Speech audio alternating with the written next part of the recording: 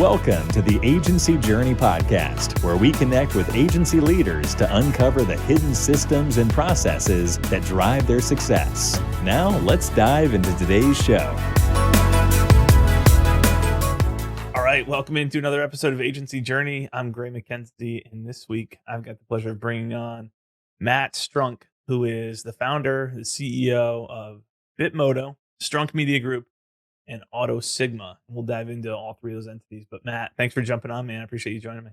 Absolutely, Gray, man. Thanks for having me. So what came first? I just said you were the founder and CEO of three different companies. What was the first one?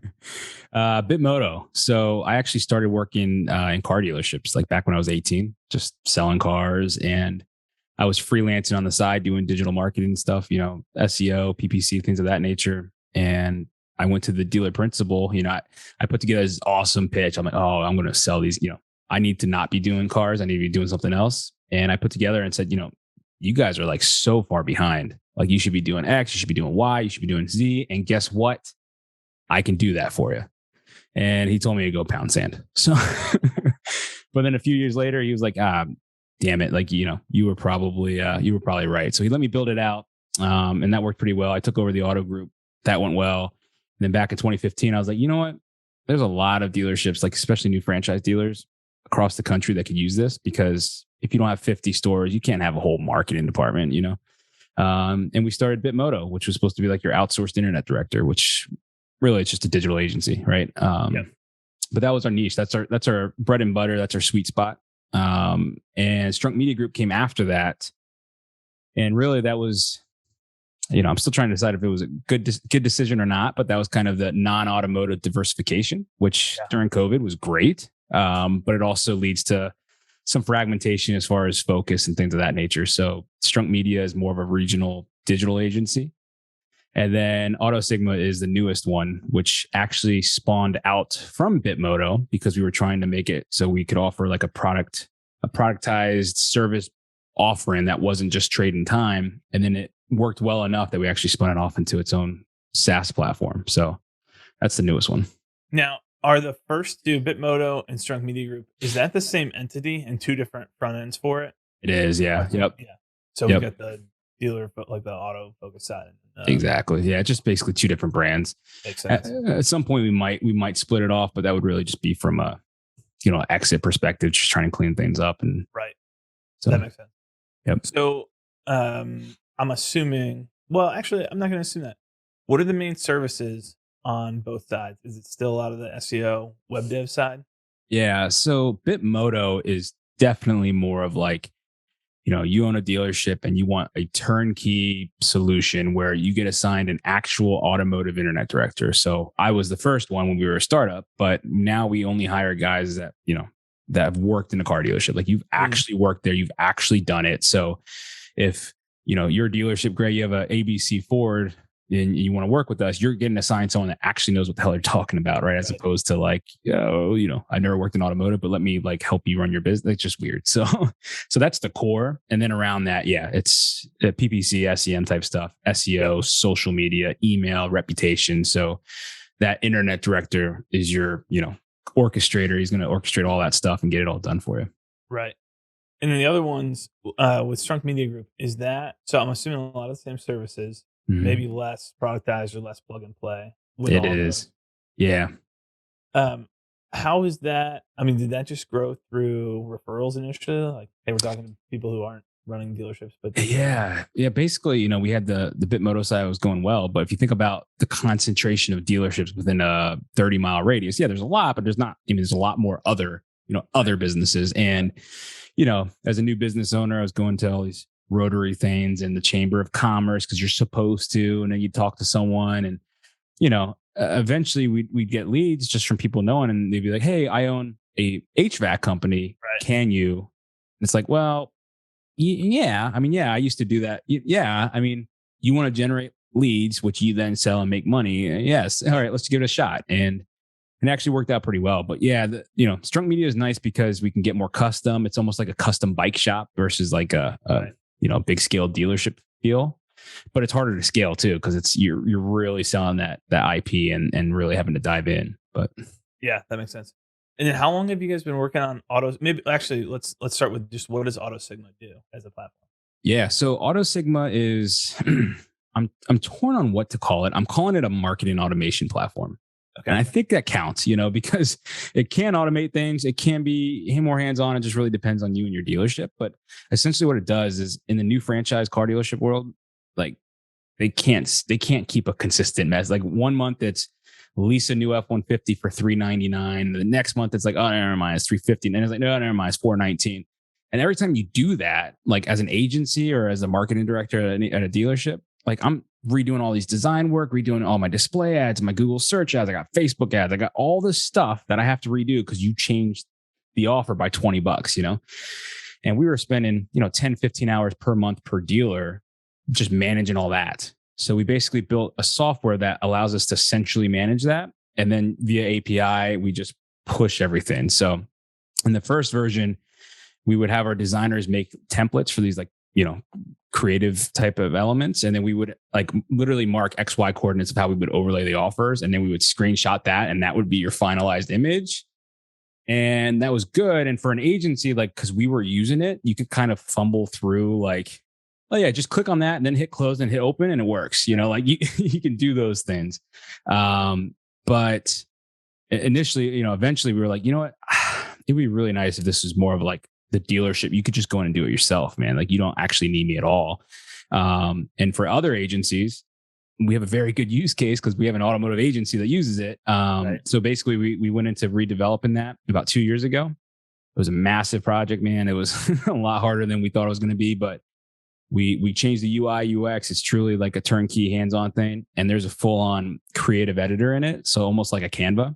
But basically you make your designs and then you can sync them wherever you want to. Right. And then anytime the offer changes, all of your creatives updated, all your ads are updated, everything's done. But you still have the ability to be super custom with your creative, which is unique. Yeah. That's awesome. And is that a totally, at this point in the business, is that a totally separate team who's working on that? Or you, because It is, yeah. When we're building out our backstory was like run an agency, built a project management software on the side. And for a while, we cannibalized our best people from the agency over to the software side initially to help scale that out. But now you've got totally separate teams. Yeah, there's still some blend. In the beginning, it was exactly that, right? You're like, oh, you're awesome. I'm going to like steal you. And you're like, crap, I still have like an agency to run too. Right. But yeah, we're building, we're a small team. So we only have like 4 FTEs right now. And we use a bunch of outsourced labor. So we have like 10 FTEs that are subs. Yep. But yeah, we're building a full team. So we're hiring client success managers, web developers, support personnel, things of that nature. And we're really trying to keep it separate now. That's awesome. What's the AutoSigma site?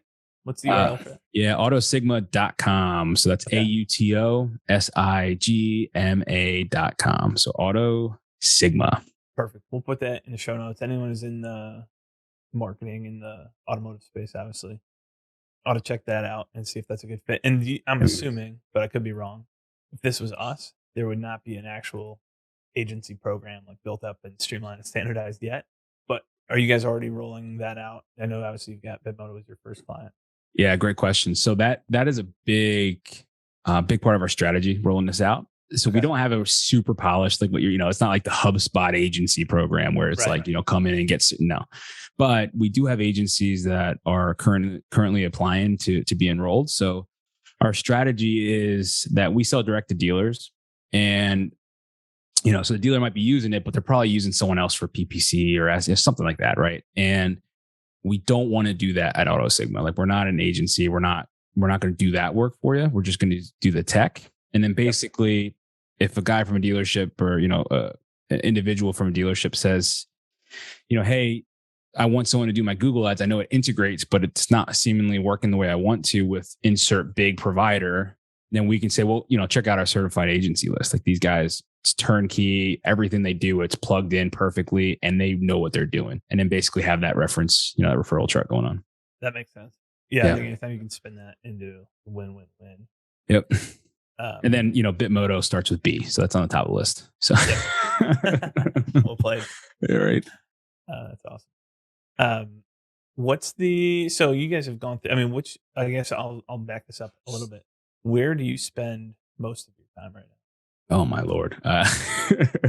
So for me, I've been fortunate enough to separate out of the day to day with the agency, like for the most part. And I actually started that hand in hand with some acquisition stuff that was going on, which is a whole nother story. But it was really trying to separate myself. So it's like, no, here's an agency that runs itself. Here's the leadership structure. Like if I die, it doesn't matter. If you buy it, it doesn't matter. Like really trying to make it marketable. And then I shifted all my attention on AutoSigma. So I wear a few hats there. My number one hat is VP of sales and marketing stuff. And then also I'm the head of product still because we don't have that depth yet. So those are kind of the two areas I spend the most amount of my time with. That makes sense. So on the agency side, which I'm assuming BitMoto would be the more attractive at first agency to purchase. I don't know. Obviously, that depends on what top line revenue and margin looks like, but niche, like really clearly focused. What did the acquisition side of things look like? Yeah, so I've received all these emails, like everyone does, right? You get the thing saying, "Hey, this is so and so from private equity firm. How would you feel about it?" And most of them are like they look like garbage, and it's kind of like these just bulk emails, and then it's just really not worth it. But I had this one guy reach out, and it felt like a true organic email. Like Gray emailed me, and it was like, "Hey, I'm currently looking at acquiring agencies that are in this size range, and I'm going to roll them up. So I want to roll up 15 different agencies, and then obviously from an exit multiple, once you can get the EBITDA to a certain threshold, you're gonna be able to command a much more attractive exit price." So it's the strategy made sense where it's like, all right, if you can integrate 10 of these agencies and then get to a $5 million a year in EBITDA and exit for 12x now because it's more of a strategic buy, like I get the play. So we started talking and he seemed legit. We I was trying to be so savvy. I've never been through an exit or anything like that. So I was, vetted the financial ability. Like, can you actually buy this thing? Or are you just some like dude like on the corner? So we had proof of funds for at least the down part of it. Like he was definitely trying to leverage some outside financing, but he had a strong down equity injection, which I think is what people look for. And that's when we went through the process, and for him, you're spot on. I mean, BitMoto is, if you go to any like agency, master class or, one of these consultants, like they're going to say like, you need to have a really focused niche. Like you really have to have something different. Like you have to have a unique value. Like that's just BitMoto. Like it checks every single box. It's perfect. And that's what he wanted. And at the time, since it was Strunk, it's Strunk Media Group with a DBA of BitMoto, it's one company, right? So now it's like trying to separate, years of financials where it's like you're sharing resources and it's like you can get close, but I can't definitively tell you how much of my controller's time was allocated for BitMoto purpose. Like you're still just kind of stabbing in the dark. So he was going to acquire the whole thing, Strunk Media Group, BitMoto, everything. And then I was going to spin off the software and start AutoSigma. So that was my play. I get a nice capital injection. I basically have my, Series A basically handled, seed round handled. Like, I mean, I'm funded, I'm funded and I'm ready to roll, and then I'm going to sell that for $500 million and we're good, But, that definitely, that was interesting. We went through all the due diligence, this and that. And then because of COVID, it was right during COVID. A lot of the banks, like all these external finance people were like choke, right? Because they're just like, oh God, all these small businesses are being shut down because of COVID.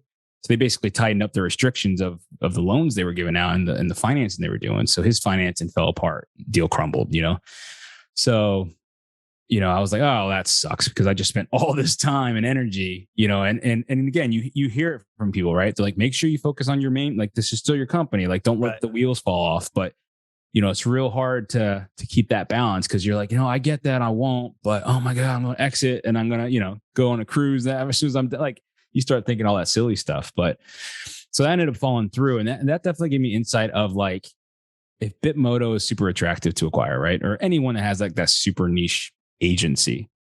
When we had that Strunk Media stuff, which is nice, it's got decent cash flow, right? But it's not attractive. Like I wouldn't want to buy it because it's kind of like, dude, it's your name. It's like this, you got this hodgepodge of somewhat focused clients, but like, that's just not what people want, So it's like, that's when I realized like that guy was going to take it because it was a part of it, not because he wanted it. Right. You know, and I always use the analogy that it's like, you know, hey, Gray, I want I want 5 goats, you know, and you're like, all right, cool. I have 5 goats. We got to take my chickens too. And it's like, I don't want chickens. It's like, well, they're kind of go with it. And it's like, all right, I'll take it. I'm going to kill them then because I don't want them, you know. And that's what it felt like. Like he was going to buy it and then just cut off the Strunk Media side because it was just a distraction. So I was like, damn, man, like I should really separate these if I want to do this right. But then you fast forward and like a month later, because I was talking with M&A brokers, they get this lead from a massive automotive player right in the space, which, you know, I can't tell you who it is, but a big player. And I'm like, yeah, obviously I know who that person is. And like, well, they're looking to acquire automotive plays. I'm like, oh shit. Well, I'll tell you what, I was just about to exit. I'm in that mindset. So we started having that conversation and they wanted to acquire everything, AutoSigma, everything. And they were willing to step up to pay for it because AutoSigma was pre-revenue really, right? And it wasn't even fully done through the initial development phase. So I was kind of stuck like, do I exit for likely less money than if I just do it myself and, you know, go through the effort and all that kind of stuff? But it's a really dumb multiple when you think about an agency exit. Like you should not pay that much money for an agent. Like you just wouldn't. So we basically went through that deal, and that one got to the very end. But at the end of the day, I think what ultimately distracted that was still, you know, you kind of want BitMoto, you really want the tech, right? You really want the tech. BitMoto you're good with, and then you got the Strunk Media schmuck kind of like dragging along. I don't mean to call it that per se. Right. Obviously, it's a lot of good clients, a lot of good people working there, but from an acquisition perspective, it's not attractive. So that kind of took away from it a little bit. And then they ended up getting involved in like a really big merger. So it was kind of like, hey, let's merge like $1 billion company. Oh, and by the way, on the agenda, like let's make sure to talk about acquiring the small. Like no, so I got pushed to the bottom of that list. But definitely an experience, definitely a learning experience. That I mean, super common. Obviously, the majority of deals don't actually wind up happening in the M&A space. We did the same thing. I mean, went through it twice. Neither time was with the equity. Both times were private acquisitions to get rolled up into larger plays. And after the first time, said I'm not going to do another one without taking earnest money up front. We're not going through this again without getting paid for it and seeing real dollars down. And they're going to have money in. And second one didn't get as far, but of course I didn't follow through and do that. Yeah. You're like, never will I ever. Okay, let's do it. That's fine. Right. Exactly. So learning, it's all a learning process, but it's so easy to get swept up in. Like in a lot of cases, there's some. Often there's like hidden burnout, or it's not even really burnout. It's just like, hey, this would feel good. Like for that amount of money, I would trade, even though there's parts of this that I really enjoy. Yeah. There's enough stuff here that I dislike that I would trade the problems that go along with it. Yeah, and man. The upside in order to exit, and then it's easy to talk yourself into. Okay, here's the story that I want to roll with. Yeah, I remember when we were going through that. We were going through it, and like logically, like if you're talking to a broker or so, a finance consultant or something like that, if you're a younger guy or woman or whoever, and you're like, hey, I'm thinking about selling my business at the age of 30 or something. It's like, why? Like, are you dying? Are you sick? Like, why would you do that? You're going to milk more money out of this thing over the next 30 years. Yeah.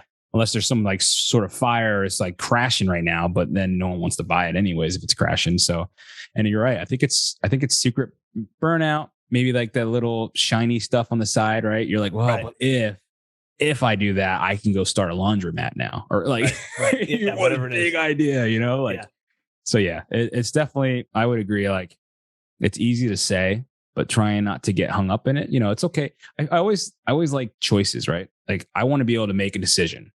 Do I go left? Do I go left? Do I go right? Right. And with the acquisition deals, it's like, you do the LOI and you got to go through due diligence. Like, it's really not anything real until you get to a purchase agreement. And even then you got to sign it, right? You got to negotiate it. Right. And in my mind, I'm like, all right, well, let's get to the point where I can be like, do you want to do this? And if you say yes, it actually happens. As opposed to if you say yes, you just have to wait like 3 months of pain and agony and being like torn apart and, doing strip searches and stuff. Well, there is. Yeah. And even if you get to the finish line on a deal, there's still, like you still have a true up afterwards. And there's the negotiation of, I know that you had closed deals for annual contracts, but actually we don't want to give you credit for, you didn't service 9 of those 12 months. So we want Exactly. to give you credit for exactly 3. There's still it's not an easy process to go through. So much, and I was working with my like an M&A attorney on it, and he said, even though our dollar amount wasn't like, $100 million or something like that, he said that the complexity of X in cash, earnout, equity, all these moving parts, employment agreement, part of the earnout tied to just exist in there. But because of that, how do we make sure that they don't just fire you because they feel like it? So you have to make sure it's for just cause. He's like, your deal is no less complicated than a $250 million acquisition. So your attorney fees and all the legal fees and everything involved, it's the same price because I still have to go through all the same effort, but it's just for, so it's kind of, it's definitely an experience, Yeah. But we just had Todd Taskey on the podcast here a couple months ago, who does M&A and does a good amount in the agency space. We've had some shared clients who've gone through the process, which is basically going through the same thing, like that $3 million, the agency who's doing his benchmark is like, if you're not doing $1 million in EBITDA, it doesn't make sense to work with us because there's zero money for us to make. Exactly. But just the complexity of these deals winds up being pretty similar if you want to do it right. Mm-hmm. Whether that's an agency that's doing $2 million in top line revenue or $20 million in top line revenue. Exactly. There's a couple more moving parts, but it's it's all the same fundamental problem. Exactly. Yeah, man. So I'm gonna do what you did, and I'm gonna tell myself that if anything ever comes up again, I'm not doing it until you put down some money, make this thing real, And we got a pinky swear here and hold each exactly. Yeah. Like you promised me. Yeah, man. I think the secret is like, or the trick, if you're, entertaining the exit and you get prepped, like actually preparing for it and get, for me, it was nice to go through it because now I know exactly what to expect. So if it's like in 5 years, 10 years from now, I want to exit, I know what to do for the prior 3 years to really tee it up and get everything organized to get it really where when they're doing due diligence, it's a no brainer. Like, hey, we need all this stuff. And you're like, oh no, it's fine. It's all organized that way already. Right. And it's like, wow, like you guys are on top of it. And then where you guys come in, obviously, like they want to see, do you have your processes? Do you have your structure? Like, is this something that can live without you, Right. Well, yeah, I think both of those are a big piece. And it's helpful to go through that process and just realize, oh, here's the things that I need to have in order. And that's kind of a wake up call of, we did not have all that stuff in order the first time we went through it. Like, hey, let me see all your books. Well, here's our books. But in terms of how things are coded and everything, like, this is not, it's not the way that we should have presented things the first time through. That was a really valuable learning lesson. Yeah, man, for sure. One thing I thought that would be helpful to dig into is on the BitMoto side, because of obviously everyone's worried with a niche agency. Hey, how am I going to find clients? It's easier if I can say yes to anybody. What's your client acquisition? What does that client acquisition engine look like today? So the first thing you said there definitely resonates where you're like just trying to grab dollars, right? You're like, but Gray, this guy wants to give me money. I'll just do this one and I'll go back, but it's actually opposite. Like you get pulled around in all these different directions. You're just like spinning your wheels with BitMoto. You're just like a machine. You just stay focused. You get these referral engines and everything else. But as far as business acquisition, like probably a lot of agencies at first, it was all just referral, word of mouth, right? Like it's funny. Like I feel like a lot of agencies really stink at doing sales and marketing for themselves, even though they sell like marketing services for other people. Right. It's like you go to a carpenter's house and their trims hanging all over the damn place. Like they don't keep care, they keep their place upkept. But for us, we've really moved into more of a thought leadership strategy. So probably similar to you in these podcasts, that idea of like, you know what, how can we become that leader in the space? So that way it's like, hey, you're thinking automotive, you're thinking digital marketing, like, oh, that's right. Those guys, like I remember seeing that podcast or going to that, that event.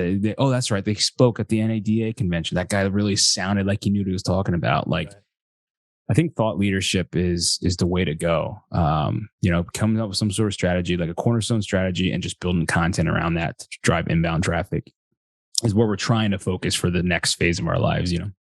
What are those? Is it partnership stuff, or do you like what are the mediums that you guys are doing that through? Is that blog, email, podcast, video? Yeah. So I do better with talking. I don't like sitting down and just writing some kind of article. So unfortunately and fortunately for the beginning, like a lot of the stuff's going to come from me and some of our, top leadership team guys. So we're thinking podcast is what we've been working on. So trying to start a podcast, doing some like vlog stuff, like video type of stuff. And, for me, I think the strategy we're going to try to employ, and hopefully it works, is like the value prop for working with us outside of the software, which now other agencies can buy. So like that's technically not our like super value prop. I mean, it still is, but the other one is just that IP, right? Like the idea that if Susan understands car dealerships like really well and understands digital really well, and she knows how to drive down your cost per sale and really knows how to improve your bottom line, like you can't, that's just invaluable, right? Like, what are you going to do? Like, you need Susan, right? Because she's just like the smartest person there is with that. So, as such, I think we're going to really try to just train and educate other people in the field. Like, so even if you work at a dealership, great. I'm going to show you all the secrets we use at BitMoto. Screw it. You can steal them. You don't need us now. But again, just to build that authority that we're the ones teaching you that. So that way it still ends up working, I think. Yeah, that makes sense. I think you've got the nice thing about podcasts, and I'm a big fan of both. Like pure thought leadership. I'm going to get on, I'm going to do a solo episode. I'm going to talk for 20 minutes about here's how you streamline whatever your internal meetings or your internal scorecards or whatever it is, agency ops, teaching stuff. But you've also got the ability to expand your network, talk to other people who are influencers in that space and pull people in, feature their story. And I think you got this whole like stair step model where you can take somebody who's got, they've got a slightly bigger audience than you and reach that audience, take that person, like, hey, I had this person on, go talk to the next person.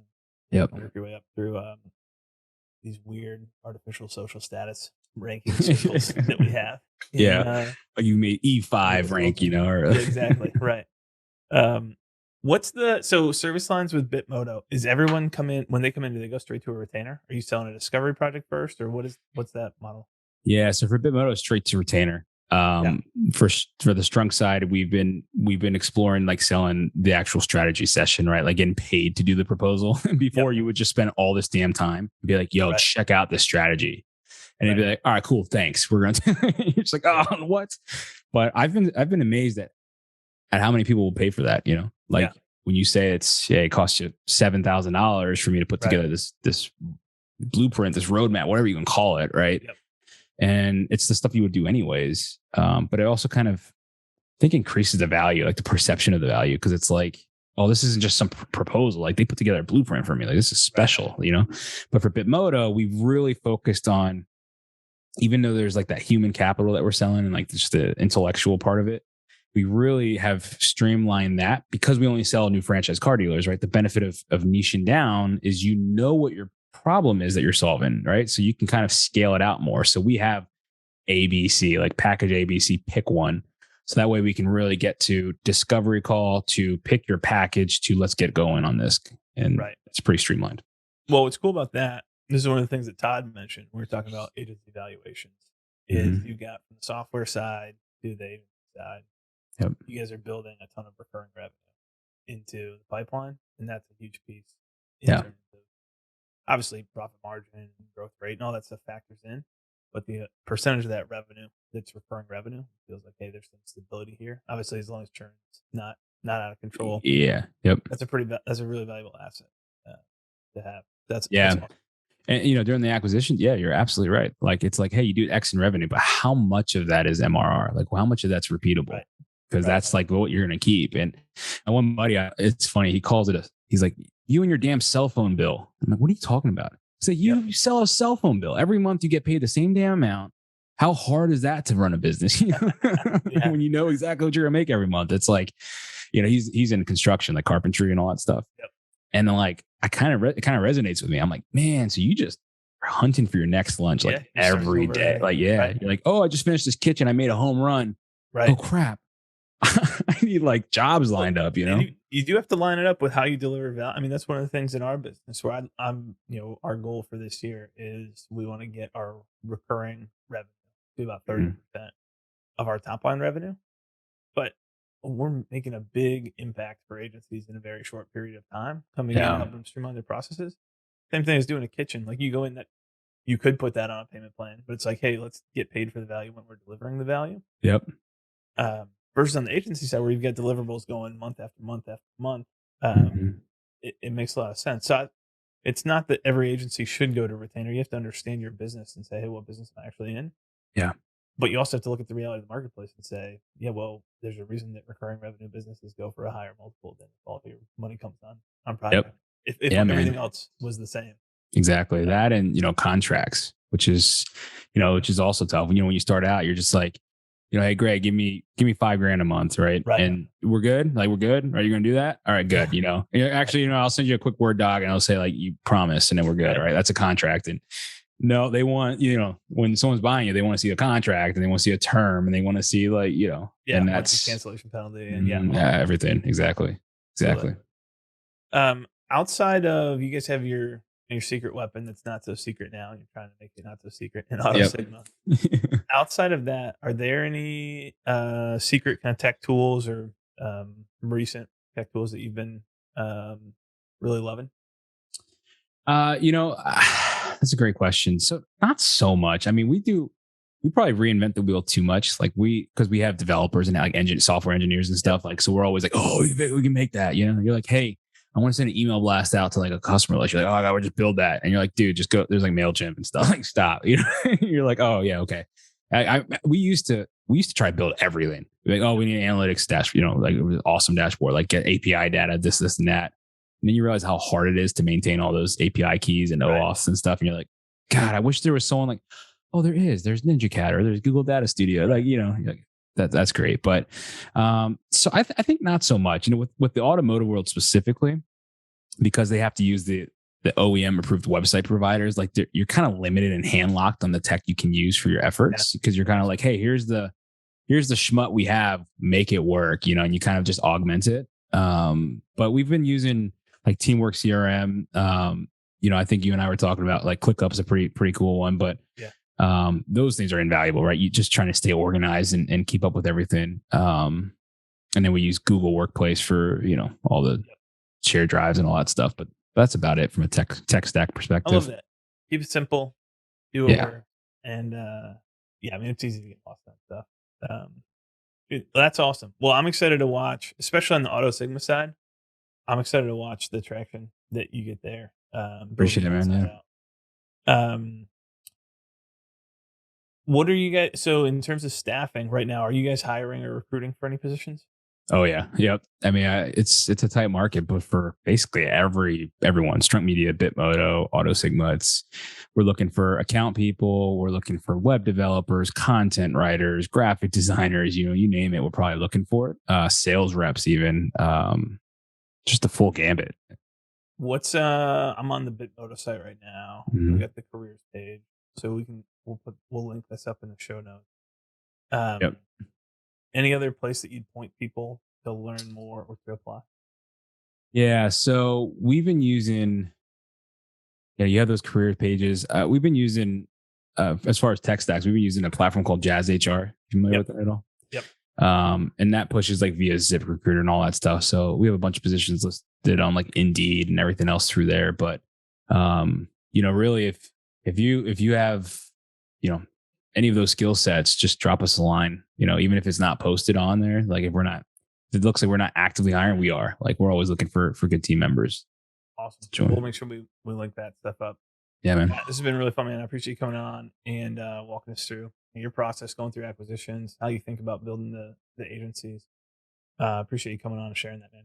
Dude, absolutely, man. Thanks for having me. It's always fun. Every time I get to pull the mic out, I'm always like, oh, this is going to be a good day.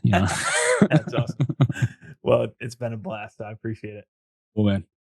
Thanks for listening to the Agency Journey podcast. Visit agencyjourneyinsiders.com to join the podcast community and be sure to subscribe for future episodes.